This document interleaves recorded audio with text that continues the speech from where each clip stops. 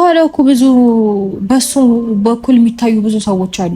ለምንድን ነው ዙሪያውን ያሉትን ሰዎች የሚያሰድበው? ለምንድን ነው ለራሱ ክብር አይኖረው? ለሌሎች ሰዎች ለምንድን ነው ክብር የማይኖረው? እንደዚህ መንዘላዘል እኮ ክብር አይደለም። ምን አይነት አስተዳደግ ነው ያደግከው ነው እኮ የሚባለው። ይሄ በጣም አግደም አደግ የሆነ ስነ ስርዓት ያለው አስተዳደግ አድጎ እዚህ እኛ ላይ ይወራጫል። አሁን እንደዚህ አይነት ስድብ እየተሳደበች የልጅ አባት የምትለውን ሰው ለልጄ ምንም ቦታ እንዴት ሳይኖረው ለልጄ እንዴት አይጠነቀቅም እያልሽ አንቺ ለልጅሽ አባት መች ተጠነቀቅሽ? አንቺ እኮ እንዴ ለአብርሃምን ክፉ ነገር አለመናገር ወይም ከአብርሃም ጋር ክፉ ነገር ውስጥ አለመግባት እኮ ማለት ለልዑል መጠንቀቅ እኮ ማለት ነው። አግድም አደግ አይነት እኔ እንጃ። እኔ ስድቡን ራሱ ሰምቼው አላውቅም። እንደዚህ አይነት ስድብ እየሰደብሽው እንዴት ነው ታዲያ ልትግባቢ የምትችይው? እንዴት ነው እሱ ክፉ ነገር እንዳይናገር ሊያደርገው የሚችለው? አግድም አደግ እንደዚህ ሰው አግድም እንዴት ነው አግድም እንደዚህ እንዴት ነው ያደገው አብርሃም? አረ ጠይቀዋለሁ። ቆይ ሙልጭ አድርጎ እየሰደቡ እንደገና ለምን ነኩኝ? አረ ምከሯት፣ አረ ተው ምከሯት፣ አረ ቤተሰብ ምከሯት ተው። ሰላም ጤና ይስጥልን ውድ ቤተሰቦች፣ እንደምን ቆያችሁልን? ሁሉ ሰላም፣ ሁሉ ሸጋ። እሰይ እንኳን ሁሉ ሰላም ሆነላችሁ። እግዚአብሔር ከክፉ ሁሉ ይጠብቃችሁ። ያሰባችሁትን ሁሉ ፈጣሪ አንዳች ሳትጎድል ይሙላላችሁ። ከሀገር ውጭ ያላችሁ እንዲሁ በሰላም በጤና እንደሄዳችሁ ልፋታችሁ ፍሬ አፍርቶ ለሀገራችሁ ምድር እግዚአብሔር ያብቃችሁ እያልኩ ለዚህ ዩቲዩብ ቻናል አዲስ ሲሆናችሁ ላይክ፣ ሰብስክራይብ እንዲሁም የደወል ምልክቱን በመጫን ቤተሰብ መሆን ትችላላችሁ። እንግዲህ ቪዲዮን ስትጀምሩ ላይክ አድርጋችሁ ጀምሩ፣ ካላረጋችሁም አድርጉ። ወዳችኋለሁ። እኔ በዚህ ልክ ለምን እንደዚህ እንደሆነ አላውቅም። ቢያንስ ሁለተኛ ልጅ ሲመጣ የሰው ልጅ ልቡ ይመለሳል፣ ወንድ ልጅ ነው በቃ ወደ ቤቱ ይመለሳል የሚል ሳቢ ብቻ ነው ጭንቅላት ሄዳለሁ። እዚህ ጋር የሚያስተናነሰች ልጅ መሀላችሁ ስላለ ማለት እኔን እንደዛ ማድረግ አይደለም። አትሊስት ልጄን እንኳን እንዴት እንደዚህ ይናገረዋል? ኦኬ በቃ እሺ፣ እንዴ ሩታ በቃ እሱ ሄድ ድብና ነው ምን ማይክ ጨግላጽ እንዴት እንደዚህ ይናገረዋል? በቃ ተይሽ በቃ ለሞራል እንኳን አይጠነቀቅም። ይርካል እኮ ይሄ ልጅ ነገ እኮ ይሄን ቪዲዮ ያየዋል። እውነት እሱ የሚፈልገው ነው የሚመስለው። ሩታ ሳትነኪው የነካሽ ለምን ታስመስያለሽ? ተናግሮ አናጋሪ እያደረጋችሁ ሰውን ከዛ ያ ሰው ሲናገራችሁ እንደገና መልሳችሁ ለምን ተናገረኝ? ልጄን እንዴት እንደዚህ ይናገራል? ነገ ልጄ ሲያድግ ያየዋል። አረ ብዙ ነገራችሁን ነው የሚያየው። የምሬ ነው። በጣም ብዙ ነገራችሁን ነው የሚያየው። ከሱ ይልቅ ራሳችሁን የምታስቀድሙ ራስ ወዳድ እንደሆናችሁም ልጃችሁ በደንብ ያያል። አሁን አብርሃም ስለተናገረሽ የሆነ ተናገረኝ ምናምን ብለሽ ሀዘን ውስጥ የምትገቢበት ምንም ምክንያት የለም። ራሳችሁ ያመጣችሁ ጣጣ ነው።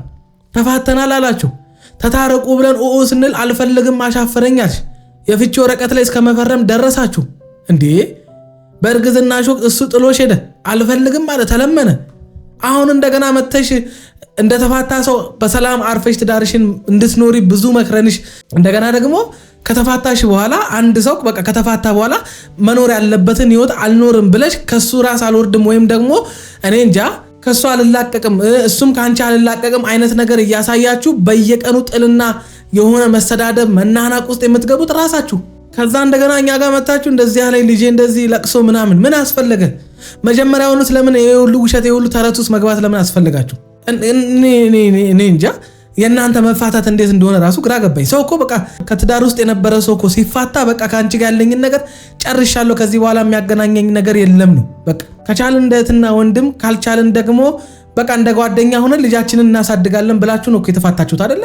አሁን እንደገና በገዛ እጅሽ ከሱ ጋር ለመተኛት ብዙ መንገዶችን የሆኑ ነገሮችን አቅደሽ አብሮሽ እንዲተኛ አድርገሽው ከዛ እርግጠኛውን እውነቱን የማይታወቅ ነገር ደግሞ አርግዣለሁ ብለሽ መተሽ ማርገዝሽን ከነገርሽው በኋላ ከሱ ምንም እንደማትፈልጊ ማርገዝሽን ብቻ ልጅሽን ማሳደግ እንደምትቺ በቃ ማርገዝሽን እንዲያውቅ ብቻ ፈልገሽ እንደመጣሽ ነገርሽን ወይም ደግሞ ነገርሽው። ከዛ ውጭ ምንድነው ታዲያ? እኔ እኮ መታረቅ ፈልገሽ ከአብርሃም ጋር አብረሽ መሆን ፈልገሽ ከሆነ እንግዲህ እሱ በቀን በቀን የሚያሳየን ነገር ከአንቺ ጋር መሆን እንደማይፈልግ ነው። ከዛም ብሶ ጭራሽ ሄዶ ኤርሜላን አፈቅርሻለሁ እስከማለት ደረሰ። ይሄ ሁሉ የተከሰተው አንቺ አብርሃምን ወደ አንቺ ለመመለስ እየጣርሽ ወይም ትዳርሽን ለማዳን በቃ ከአብርሃም ጋር ለመታረቅ ወደ ነበራችሁበት ህይወት ትዳር ለመመለስ ጥረት በምታረጊበት ሰዓት ላይ እሱ ደግሞ ከአንቺ ለመራቅ ነው ጥረት እያደረገ የነበረው። አንቺ ዛሬ ትዳሬን ፈልጋለሁ መታረቅ ፈልጋለሁ ትያለሽ፣ ነገ ደግሞ እንደገና መልሰሽ የታባዱ ገደል ይግባ ምናምን በቃ የሆነ እንደማትፈልጊ እንደቆረጥሽ አይነት ቢጠበስ እንኳን እንደማይሸትሽ አይነት አክት ታደርጊያለሽ። በቃ ቆርጣለች እችሊ ስንል ደግሞ እንደገና ደግሞ ነገ ትመጪና ኡኡት ያለሽ ግራ አጋባሽን። ከአብርሃም ጋር በገባሽበት ሰጣ ገባ ተናግሮ አናጋሪ አድርጋችሁት ልጁን ክፉ ነገር ከአንደበቱ እንዲወጣ ካደረጋችሁ በኋላ አሁን ልጄ ምናምን ነገር ነገ ሲወለድ ያይዋል እንዴ? ልጅሽ ሲወለድ ነገር እንዲያየው ማትፈልጊ ከሆነ ቪዲዮን አትስቀይ፣ ቪዲዮን አጥፊው። ለምን በቪዲዮ እየቀረጻችሁ ታዲያ ታስቀምጣላችሁ? ስለ ልጃችሁ ነገር የምትጨነቁ ከሆነ እኔ ሩታ ነኝ እንጂ አሁን ማልቀስ ምናምን ማለቃቀስ አሁን የሚያስፈልገው ቆም ብለሽ የምታደርጊውን ነገር እየተፈጠሩ ያሉትን ነገር አንድ ሰው ከተፋታ በኋላ እንዴት መኖር እንዳለበት እንደገና ደግሞ እጅሽ ላይ ያለው ገና የ7 ወር ነው የ8 ወር ገና 1 ዓመት ያለው ህፃን ልጅ ነው። ያንቺን ትኩረት የሚፈልግ ያንቺን ሰላም መሆን ያንቺን ጤንነት የሚፈልግ ልጅ አለሽ። አንቺ አሁን እጅሽ ላይ ካለው ልጅ ይልቅ ጥሎሽ ለሄደው ባልሽ እንደዚህ መሆን የለብሽም። በቃ ከተፋቱ በኋላ ሰዎች እንደዚህ መሆናቸው ቅናት ነው። ቅናት ሊሆን ይችላል። በቃ ያኛው ሰው ያለበት ህይወት የሆነ በቃ ምቾት ደስተኛ ላደርጋቸው ይችላል። ብዙ ነገር አለ። ብዙ ነገር ነው የሚያስብልሽ። ምክንያቱም ተፋተሻል። በዛ ላይ ከጎንሽ ያሉ ሰዎች ጤነኛ አይደሉም። የፈታሽውን ባልሽን አንቨርሰሪ ነው 1ኛ ዓመት የጋብቻ ክብረ ባህል ብለው ኬክ አስደፍተሽ እንደዛ እንኳን ደስ አለን እንበል ያሉ ሰዎች ጤነኛ ናቸው ብትኝ ይገርመኛል። እኔ በየቀኑ ሰው እንዲታረቅ ወይም ደግሞ እንዲመለስ ሊያደርግ ኮሙኒኬሽን ሳይሆን ከአብርሃም ጋር እየፈጠርሽ ያለሽው ይባስ አብርሃም ካንቺ እንዲሸሽ የውሸት ነገሮችን እንዲሰራ። ምክንያቱም አሁን እየሄዳል ሽማግሌ ሊላክ ነው፣ ቀለበት ልናረግ ነው። ዛሬ የሚሆነ ቪዲዮ ለቀዋል አይደለ? አሁን አካባቢ ላይ ቀለበት ልናረግ ነው ምናምን ነገር በኤአይ የተቀናበረ የሆነ ሱፍ አርጎ ሄርሜላና እሷ ጓደኛዋ አቤላ ምናምን ቆመው የውሸት ሁሉ ነገር የሚሰሩት የውሸት። ምክንያቱስ እናንተ ከምታደርጉት ነገር አንፃር እየተነሱ ስለዚህ ከአብርሃም ጋር ለመታረቅ እያደረግሽ ያለሽው ጥረት ይባስ ከአብርሃም ጋር እንድትጣይና አብርሃምም ካንቺ የባሰ የሚርቅበትንና ካንቺ የሚርቅበትን ነገር ነው እየፈጠርሽ ያለሽው። ስለዚህ ሩታ ብልጥ ሁኚ። በቃ ዝም በይ አልኩሽ። ልጅሽን መጥቶይ አሪፍ ኮሙኒኬሽን ፍጠሪ። በሁለታችሁ መካከል ያለው መቃቃር ይሄ ጥሉ ምናምኑ አለ አይደለ? ቂም የተያያዛችሁት የተኮራረፋችሁት ነገር ከመሃላችሁ እንዲወጣ አድርጊ። ሰላምታ ተፈጥሮ አንድ ቀንም እንኳን ለሰከንድ መስማማት የማትችሉ ሰዎች እንዴት ነው እንደገና ወደ ትዳራችሁ ልትመለሱ የምትችሉት? መጀመሪያ እናንተ ተግባቡ እንጂ መጀመሪያ እናንተ ተስማሙ። ሳትስማሙ እንዴት ነው ተመልሳችሁ አብራችሁ የምትሆኑት? ተስማምታችሁም እንኳን አብራችሁ መቀጠል አልቻላችሁም። ከዛ ሲያድግ እውነት ትናንትና እንዳለው ልጄ ከወደደኝ ፈልጎኝ ይመጣል ምናምን ያለው እውነት እንደዛ ነው የሚያስፈልግ። በእናትሽ ሩታ በቃ እኔ በእነዚህ አይነት ስሜት ነው። እሺ ለኔ ምንም እንዲጨነቅም ምናምን ፈልጌ አይደለም። ለኔ አይጨነቅም። አትሊስት ለልጁ እንኳን አይጨነቅም። ለልጁ ሞራል አይጠነቀቅም። እሱን የምታስቢ ከሆነ እኮ ሩታ በጣም ብዙ እድል አለሽ እኮ እጅሽ ላይ። ልጁን ላይ በሳምንት 3 ነው ምናምን ይመጣል እኮ። ለዛ ያን የምትፈልጊ ከሆነ ልጅሽ ከአባቱ ጋር ያለው ኮሙኒኬሽን አሪፍ እንዲሆን የልጅና የአባት ፍቅር የሚባለው ነገር ብቻ በልጅና በአባት መካከል ያለውን ግንኙነት በቃ የምትፈልጊው ከሆነ በእንደዚህ አይነት መንገድ ነው ታዲያ አብርሃም መቅረብ ያለብሽ። እየሰደብሽው ያንቋሸሽው ነው ታዲያ አንቺ ከሱ መልካምን ነገር የምትፈልጊው። አንቺ መልካሙኝ እንጂ መጀመሪያ እስኪ ከአንቺ ጀምሪ። እኛ ሳንጀምር እንዴት ነው ያ ሰው ከዛ ሰው ምንጠብቀው? መጀመሪያ እኛ እንለወጥ እንጂ እኛ ያ ምንፈልገው ከዛ ሰው ምንፈልገውን አይነት ባህሪ እኛ እንያዘው እንጂ ካጠገባችን ማን ነው ያለው? ካጠገባችን ያለውን በዙሪያችን ያለውን ነገር እናርቅ። ችግር የሚፈጥርብንን እንደገና ደግሞ የማይሆን ምክር እየመከረ ጭራሽ ከምትፈልጊው ሰው ጋር የባሰ ግጭት ውስጥ የሚከቱሽን ሰዎች ካጠገብሽ አርቂያቸው። ከነሱ ሐሳብ አትውሰጂ። ትዳሩ ያንቺ፣ ልጁ ያንቺ አይደለ? ታዲያ ከነዚህ ሰዎች እንዴት ነው ሐሳብ እየወሰድሽ ለማያውቁት ያልኖሩበትን ምንም ሴንስ የማይሰጣቸውን አያውቁትማ። በአንቺ ጫማ ውስጥ ሆነው ያንቺ ስሜት መረዳት አይችሉም። ውስጥሽ ምን እየተካሄደ እንዳለ ምን አይነት ፍላጎት እንዳለሽ አያውቁም እነሱ። እዚህ ጋር አንቺ የውሸት ኃይለኛ የውሸት ሳቅ የውሸት ምናምን ነገር የምታሳዩን ነው የሚያዩት። ተናግሬ ነበር ከ3 ቀን በፊት ይሄ ሳቅ፣ ይሄ ፈገግታ፣ ይሄ የሆነ ጠንካራ መምሰል ውሸት ነው ብዬ ነበርኩ። ይሄው ዛሬ አለቀሽ እኮ። በውሸት ማንነት ከአብርሃም ጋር ኮሙኒኬት ለማድረግ አትቅረቢ። በቃ እንደ ጠንካራ አክት አታድርጊ። በቃ ማንም ይደክማል። መድከምም ማልቀስም መሰበርም ባንቺ አልተጀመረም። ስለዚህ ለራስሽ ጊዜ ስጪ። የምታደርጊውን ነገሮች በማስተዋል ለመመልከት ለራስሽ ጊዜ ስጪ። ምን ለማድረግ እንደፈለግሽ ከአብርሃም ጋር እንዴት መቀራረብም እንዴት ከሱ ጋር ሰላም መሆን እንደምትችይ ለራስሽ ጊዜ ስጪና ከዛ በኋላ የሚሆነውን ነገር ታይዋለሽ። ካልሆነ በእንደዚህ አይነት መንገድ እንዴት ነው በየቀኑ ለቅሶ? የሆነ እኮ የማይመቱት ልጅ ሲቆጡት ያለቅሳል ነገር አደረግሽው። ራስሽ ተናግረሽ በራስሽ ንግግር ከራስሽ ንግግር ተነስቶ ለተናገረሽ ንግግር እንደገና ማልቀስ ተይ እንጂ። ሰው ተናዶ እኮ ብዙ ነገር ይላል አይደለም? የአብርሃም ንግግር እኮ የእናንተ ትዳር ፈቷል እኮ። የእናንተ ትዳር እኮ ፈርሷል አይደለም? የአብርሃም ንግግር አንቺ እኮ ባልሽን አተሽዋል እኮ። ባልሽ እኮ በእርግዝና ሾክት እኮ ጥሎሽ ሄዷል እኮ። ስለዚህ ሩታ እንደዚህ አይነት ንግግሮች እንዳይመጡ በእናንተ መካከል ለምትናገሩትና ለምታወሩት ነገር በጣም መጠንቀቅ ያስፈልጋቸዋል። ራሳችሁ ያመጣችሁ ጣጣ ነው። ራሳችሁ እንዴት ነው አንድን ሰው ሰድበ ነው እንደገና ባውንደሪውን አልፈን ብቻ ያንን ሰው የሚያስከፋ ወይም ያንን ሰው ሊያናደው የሚችል ነገር አድርገንበት እንደገና ደግሞ እኛ የምንፈልገውንም ነገር እንዲያደርግልን መፈለግ እንዴ? ያ ሰው እኮ አንድ ሰው እኮ ነው። ያ ሰው እኮ አንድ ስሜት ነው ያለው። ያንን ስሜት ካበላሸንበት በኋላ እንዴት ነው የምንፈልገውን ስሜት ከዛ ሰው የምናገኘው? የሚያሳዝነኝ እንደዚህ አይነት አባት ያለው ልጅ መፍጠሬ ነው። እውነት ኧረ ሩታ በእግዚአብሔር በቃ እንዴ በቃ ኦኬ በቃ የሚያሳዝነኝ ትንሽ ልጅ ነው። እግዚአብሔር ሩታ ልዑል የሚያሳዝንሽ ከሆነ እውነትም የምትዩ ነገር እውነት ከሆነ ለልዑል የምታዝኝለት ከሆነ ከነዚህም ሰዎች ራቂ፣ ከአብርሃምም ራቂ። ልጅሽ ላይ ብቻ ትኩረት አድርጊ። በቃ አንቺ አትጂ አብርሃም ጋር፣ አብርሃም አንቺ ጋር ይምጣ። ለልዑል የምታዝኝ ቢሆን ኖሮ ሁለተኛ ልጅ ማርገዝ አያስፈልግሽም ነበረ። ሁልጊዜ ለምንድን ነው የሆነ ጥፋቶችሽን በማልቀስ በምናምን ነገር ልሸፍኝብንና ያን ነገር ረስተ ነው እንድናዝንልሽ ምናምን ለምን ትፈልጊያለሽ? ለምን ሰው እንዲያዝንልሽ ትፈልጊያለሽ? አንቺ ጤነኝነት እኮ አይደለም ሰው እንዲያዝንልን መፈለግ ራሱ። እኛ ለራሳችን ሳናዝን እንዴት ነው ለኛ ሰው እንዲያዝን የምንፈልገው? እውነት ልዑልን የምትወጁ ከሆነ አርፈሽ ተቀመጪ። ልዑልን የምትወጁ ከሆነ ከአብርሃም ጋር የምትገቢ ይሄ በየቀኑ ለመጣላት ከሱ ጋር የሆነ ነገር ለማድረግ እሱን ከኤርሜላ ለመነጠር ወይም ከኤርሜላ ለማጣላት ከዛ ምናምን የሚባሉ ትርኪሚርኪ ስራዎችን ታያቸው። ልዑልን የምትወጁ ከሆነ ከልዑል ጋር ሁሉ ነገርሽ ከልዑል ጋር ይሁን። በቃ ከልዑል በላይ በአንቺ ህይወት ውስጥ የሚከብድ ነገር አለ? ከልዑል በላይ ሊያስጨንቅሽ የሚችል ነገር አለ? የምሬን እኮ ነው። አሁን ባለሽበት ሁኔታ ከአብርሃም በላይ ለአንቺ የሚያስፈልግሽና ልትጨነቂለትም የሚገባ ልትደሰችበትም የሚገባ ነገር ቢኖር ልዑል ነው። ከልዑል የሚበልጥ ነገር ፍለጋ ሄደሽ ነው አሁን ለቅሶ ውስጥና እንደዚህ አይነት ስሜት ውስጥ እንድትገቢ ያደረገሽ። ነገ ጠዋት ይህ ቪዲዮ በደንብ አባቱን ይመልከቱ፣ ማንነቱን እንደውም ይሄው አይደፋም። ለምንድን ነው የሚደፋ? አንቺ ጠንካራ እናት ነሽ። አንቺ በራስሽ ኮንፊደንስ መቼ ነው ያጣሽ? ጥረጊባሽን። እሺ ጥረጊባሽን። በቃ እኔ አልፈልግም። እኔ ሩታ ማለት አይኖ ስሜትሽን እረዳለሁ፣ ያለሽበትን አውቃለሁ። ለዛም ነው የምቆጣሽ እንድትመለሽ ስለምፈልግ። ምክንያት ውስጥ የሆኑ ሰዎች በዙሪያ ሲቆሙ አለንልሽ፣ አይዞሽ፣ በርቺ ሲሉሽ የሆነ አይነት የማይሆን ምክር ሲመክሩሽ ምናምን ነገር የሆነ አይነት ስሜት ይሰማሻል። ይሁን አላቅም፣ ማዘንሽን ወይም ያለሽበትን ህይወት ትረሺውና የእነሱን ሀሳብ ተቀበለሽ ብድግ ብለሽ ትመጫለሽ። ከዛስ እነሱ ያሉሽ የነገሩሽ ነገር ውሸት እንደሆነና ያሰብሽውን ነገር ሊያሳካልሽ እንደማይችል ስታቂ ከአብርሃም ጋርም ግጭት ውስጥ ሲከትሽ አብርሃም ካንቺ ጋር በተፈጠረ የማይገባ ንግግር እሱም የማይሆን ነገር ሲናገር በአንድ ጊዜ ወደ ነበርሽበት ትክክለኛ ስሜት ውስጥ ተመልሰሽ እንድትገቢ የሚያደርግሽ ከሆነ ይሄ ሁሉ የምታሳይን ሳቅ፣ ፈገግታ የሆነ በቃ ሰውን ለማናደድ አንቺ እንደጠነከርሽ እንደጎበሽ ካሁን በኋላ ማዘን የለ ደስታ ብቻ ያዘን ጊዜ እንዳበቃ አይነት አክት የምታደርጊው የውሸት ነው ማለት ነው። ይሄ ሁሉ የተፈጠረው ለምንድን ነው? አንቺ ለራስሽ ጊዜ ስላልሰጠሽ። ማዘን ካለብሽም ማዘን ለራስሽ ጊዜ ሰጠሽ ማዘን በትክክለኛ አዝነሽ ስላልጨረሽ ነው። ተከፍተሽ ስላልጨረሽ ነው። በነገራችን ላይ ማልቀስም ካለብሽ አልቅሰሽ ስላልወጣልሽ ነው። መቁረጥ ስላቃተሽ ነው አሁን አንቺ። ምክንያቱም ሁሉ ጊዜ የሆነ ነገር ላይ ብድግ እያልሽ ትሄጃለሽ።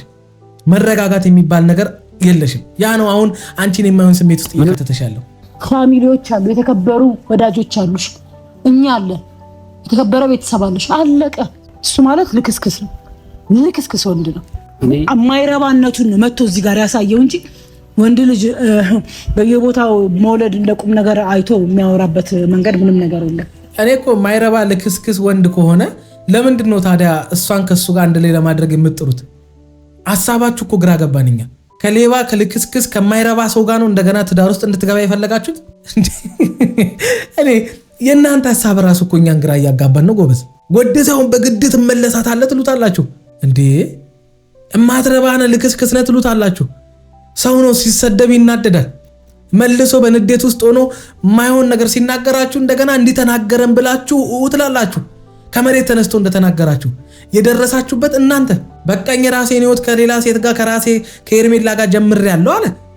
ለምን አትተውቱም? ለምን እናንተ ትታችሁ የራሳችሁን ህይወት አትኖሩም? ታዲያ እናንተው ደርሳችሁበት ሄርሜላ ላይም ቢሆን እናንተ ራሳችሁ ሄዳችሁ እዛ የማይሆን ነገር አድርጋችሁ ከዛ እሱ የሆነ ነገር ሲናገራችሁ ያዙን ልቀቁኝ። ምክንያቱም አሁን ላይ እነዚህ መጥቶ ሜንሽን ማድረጉ ቀለበት ስላደረግ ነውና ሜንሽን ማድረጉ እንዳ እያንዳንዱ ነገሮች አንቺን ለመስበር ነው። እሱ እንዳትሰበሪ እሱ የሚፈልገው እኔ መስበር የሚፈልገው እኔ ማለት ሩታ ያኔ በቃ እርጉዝ በነበረችበት ሰዓት እኮ ተሰብራ ጨረሰች እኮ። በቃ በዛ ሰዓት ላይ እኔ እንጃ የደረሰባት ነገር ሩታ ከበቂ በላይ ነው። ከዚህ በኋላ ማንም ሰው ቢመጣ እኔ እንጃ እኔ አንቺ የምትሰበሪ ከሆነ አሁን የምታዝኝ ወይም እንደ ድሮ አይነት በቃ አይደለ የሆነ ቁዘማ ውስጥ የሆነ የልብ ስብራት ምናምን የሚባሉ ነገሮች ደጋግሞ አንቺን የሚያጠቁሽ ከሆነ በቃ ችግር አለብሽ እንጂ በእርግዝናሽ ወቅት ከደረሰብሽ ነገር በላይ የሚበልጥ ነገር ከዚህ በኋላ ይደርስብሻል ብዬ አላምንም።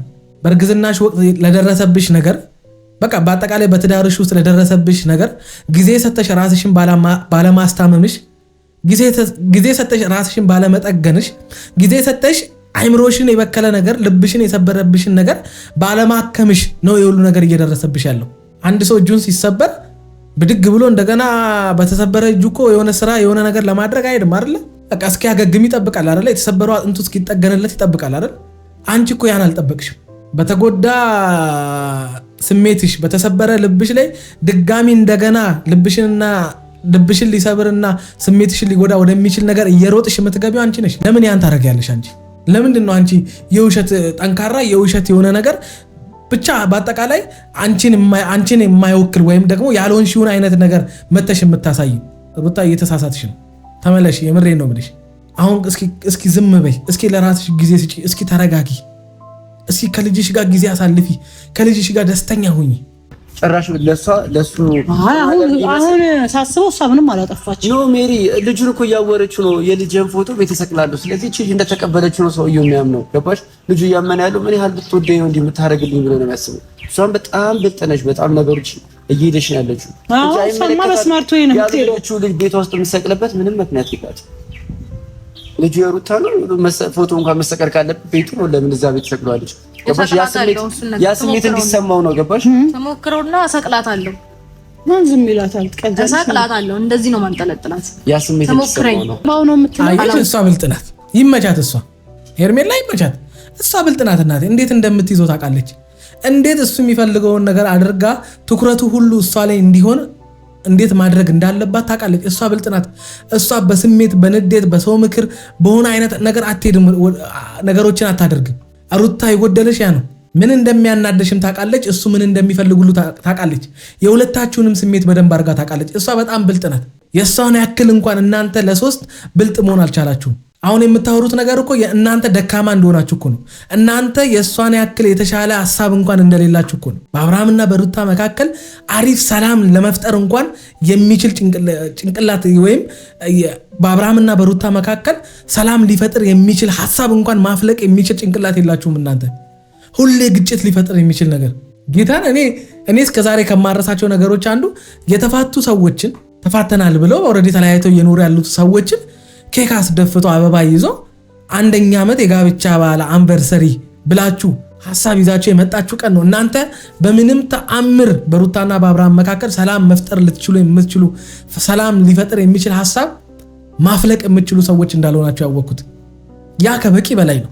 እናንተ አሁን ሄርሜላን ለመናገር ወይም የሄርሜላን የሆነ አይነት ነገር ለማውራት እናንተ መች ከሷ የተሻለ ነገር አድርጋችሁ ታውቃላችሁ? ይህን ቪዲዮ ምናልባት እያያችሁት ከሆነ አብርሃም ሄርሜላ ይሄ መጨረሻ ማስጠንቀቂያችን ነው። ስርዓት ይኖራችሁ። በቃ ሄርሜላ እያደረግሽ ያለሽው ነገር ልክ አይደለም። ከሚባለው በላይ ታግሼሻለሁ። ከሚባለው በላይ ነገሮች ጥሩ እንዲሆኑ ሞክሬያለሁ። በስርዓት መተን ቤት ሻውርተንሻል ምናምን ነገር እሱ እንደዚህ እየሆነብን ያለ ነው። እሷ እያሳየች ያለችው ነገር ነው።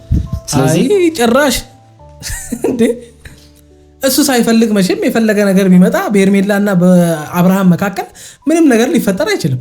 ያው እኮ እናንተ ሄዳችሁ እሷን እንደፈለጋችሁ ብትሉ ብትሰድባት ምን ብትሉ እንግዲህ እሱ ከሄርሜላ መለየት ካልፈለገ ሄርሜላም እንድትለየው ካልፈለገ እንግዲህ እሷን መውቀስ አንችልም።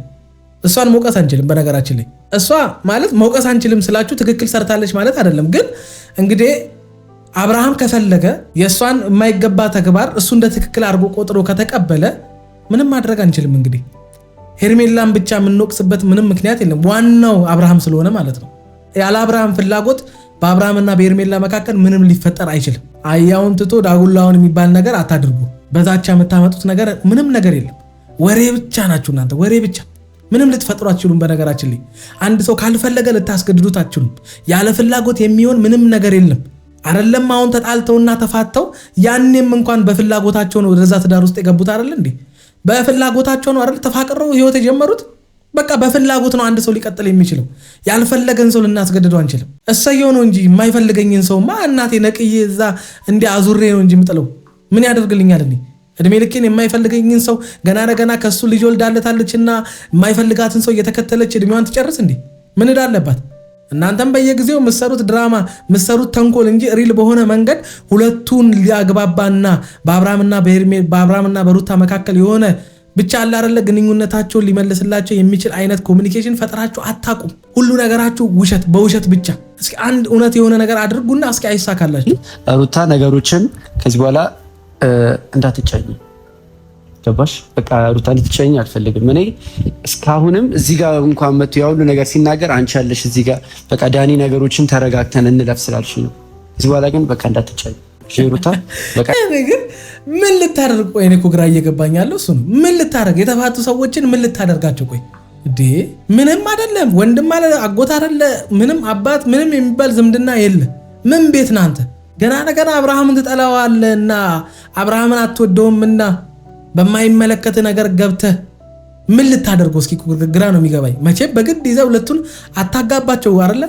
አታፈራርማቸው። እንደገና ምን ልታደርግ? ቆይ ልደበድበው? አረ ፋራቱን ተው እንጂ ተው። ከኋላው እኮ ብዙ በሱ በኩል የሚታዩ ብዙ ሰዎች አሉ። ለምንድን ነው ዙሪያውን ያሉትን ሰዎች የሚያሰድበው? ለምንድን ነው ለራሱ ክብር አይኖረው? የሌሎች ሰዎች ለምንድነው ክብር የማይኖረው? እንደዚህ መንዘላዘል እኮ ክብር አይደለም። ምን አይነት አስተዳደግ ነው ያደግከው ነው እኮ የሚባለው። ይሄ በጣም አግድም አደግ የሆነ ስነ ስርዓት ያለው አስተዳደግ አድርጎ እዚህ እኛ ላይ ይወራጫል።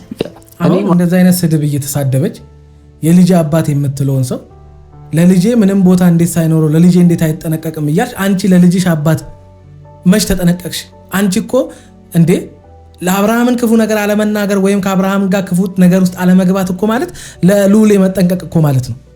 አግድም አደግ አይነት እኔ እንጃ። እኔ ስድቡን ራሱ ሰምቼው አላውቅም። እንደዚህ አይነት ስድብ እየሰደብሽው እንዴት ነው ታዲያ ልትግባቢ የምትችይው? እንዴት ነው እሱ ክፉ ነገር እንዳይናገር ሊያደርገው የሚችለው? አግድም አደግ እንደዚህ ሰው አግድም እንዴት ነው አግድም እንደዚህ እንዴት ነው ያደገው አብርሃም? አረ ጠይቀዋለሁ። ቆይ ሙልጭ አድርጎ እየሰደቡ እንደገና ለምን ነኩኝ? አረ ምከሯት፣ አረ ተው ምከሯት፣ አረ ቤተሰብ ምከሯት ተው። ማለት ይሄ ነገር የወንድነት መገለጫ ነው ብዬ አላስብም። ምክንያቱም ሁላችንም በየራሳችን የምንኖረው ህይወት አለ። እኔም ህይወቴ ላይ እንደዚህ አይነት ነገር አፕን ቢያደርግ አውቃለሁ። ምን ያህል ሃንድል ማድረግ እንዳለብኝ፣ ለልጄ ምን ያህል መስዋዕትነት መክፈል እንዳለብኝ ምናምን አውቃለሁ። ገባሽ አይደል? እኔ አብርሃም ይሄን የተረዳ አይመስለኝም። የአብርሃሙን ተውት፣ ከእናንተ ጀምሩ። መጀመሪያ ሩታ ራሷ መስዋዕትነት ትክፈል። ልጇ ሩታ ምንም መስዋዕትነት እየከፈልሽ አይደለም፣ ምንም እያደረግሽ አይደለም። ገና ለመጀመሪያው ልጅሽ መስዋዕትነት ሳትከፊ ነው ሁለተኛ ልጅ አረገዝኩ ብለሽ እያልሽ ያለሽው። መጀመሪያ ከራሳችሁ ጀምሩት። መጀመሪያ ከአንቺ ከፈይ መስዋዕትነት። ገና እኮ ልጅ እኮ 6 ነው 7 ወር እኮ ነው። ገና ዋጋ የምትከፊበት ተይ መስዋዕትነት፣ ገና ዋጋ የምትከፊበት ቻሌንጅ ውስጥ የምትገቢበት እድሜ ላይ እኮ ልጁ ገና አልደረሰም። መጀመሪያ ከእናንተ ጀምሩ፣ ችግር የለውም። እሱንም ለመውቀስ እናንተ መጀመሪያ እናንተ የሆነ ነገር አድርጉ። እናንተ ሳትሻሉ እንደገና ሌላ ሰው መውቀስ አረ ከባድ ነው። ተው። ለልጁ እናት እንኳን የሚሰጠው ክብር ልክ አይደለም። ቢያንስ በክብር አላወራሽም። ለማንኛውም ዛሬ ተፈጠረው ነገር እናንተ በክብር ነው፣ እናንተ አክብሩት። እናንተ ስናከብር ነው አረ የምንከበረው። መጀመሪያ እናንተ አክብሩት። ይሄን እኮ ነው ያልኩት እኔ። ያ ሰው እንዲያከብራችሁ ከዛ ሰው ጋር በቃ ጆሮ ሰጥቶ አክብሮ የምታወሩትንም እንዲሰማ ሰላም የሆነ መንፈስ መሃላችሁ እንዲፈጠር እናንተ መጀመሪያ ያን ሰው በክብር አውሩት። እናንተ ያን ሰው በትክክል ከዛ ሰው ጋር ለማውራት ሞክሩ። ያለበለዚያ እንግዲህ እናንተ ያላከበራችሁትን ሰው ያ ሰው እንዲያከብራችሁ መፈለግ ራሱ ጤነኝነት አይደለም። ብቻ እኔ ሩታ አላቅም። ብቻ እስኪ ለራስሽ ጊዜ ሰተሽ ብትረጋጊ፣ ህመምሽን ብታስታምሚ በቃ አለ አይደለ በቃ አንድ ሰው ሰላሙን የሚበጠብጥበትን ነገር እንቅልፉን የሚነሳውን ብቻ የሆነ አለ አይደለ ያልተረጋጋ ኑሮ እንዲኖር እያደረገ ያለውን ነገር ቆም ብሎ ለምን ይሄ ነገር በህይወት ውስጥ እየተፈጠረ እንደሆነ ተመልክቶ ያን ነገር ለማስተካከልና እኔ እንጃ ብቻ በሙሉ ጤንነት በሙሉ በተረጋጋ መንፈስ ህይወቱን ለመምራት ይሞክራል። ለምን ያን እንደማታደርጊ አላውቅም። ብትቺ ያን ብታደርጊ መልካም ነው። ከሁሉም ሰዎች ራቂ እስኪ። በቃ ከልጅሽ ጋር ብቻ ጊዜ አሳልፊ፣ ከአምላክሽ ጋር ብቻ ጊዜ አሳልፊ እስኪ። ወደ ጥንካሬ ሊመልስሽ የሚችል ወደ ደስታ ሊመልስሽ ወደሚችል አምላክሽ እስኪ ተመለሺ። ሁልጊዜ ደስታሽን ወደሚያውክብሽና ሰላምሽን ሊነሳ ወደሚችል ሰዎች ሁልጊዜ ከመሄድ እናቴ የሰላምና የደስታ ባለቤት ወደሆነ ወደ አምላካችንን መጠጋት አንዳንድ ጊዜ ነገሮችን እንዲቀለን ያደርገናል። የከበደንና እኛ ልናስተካክል የፈለግነውም ነገር ለእግዚአብሔር ሁሉ ቀላል ስለሆነ ፈጣሪ ያስተካክልናል። እስኪ እንቶ ይሄን ለማውራት ይሄን ለመሆን የግዴታ የሆነ መንፈሳዊ ሰው መሆን አይጠበቅብንም። የሆነ ፓስተር የሆነ ሁሌ ቤተክርስቲያን የሚመላለስ አይነት ብቻ አለ አይደል? የሆነ በቃ ከቤተክርስቲያን ግቢ ውስጥ የማይጠፋ ሰው መሆን አይጠበቅባችሁም። ፊትሽን ወደማያዞርብሽ ሁልጊዜ ላንቺ የመፍትሄ ሁልጊዜ መፍትሄ ወደምታገኝበት አምላክሽ ብትመለሽ መልካም ነው። አለበለዚያ ከባድ ነው። ከዚህ በኋላ በእንደዚህ አይነት መንገድ ከቀጠልሽ ከባድ ነው።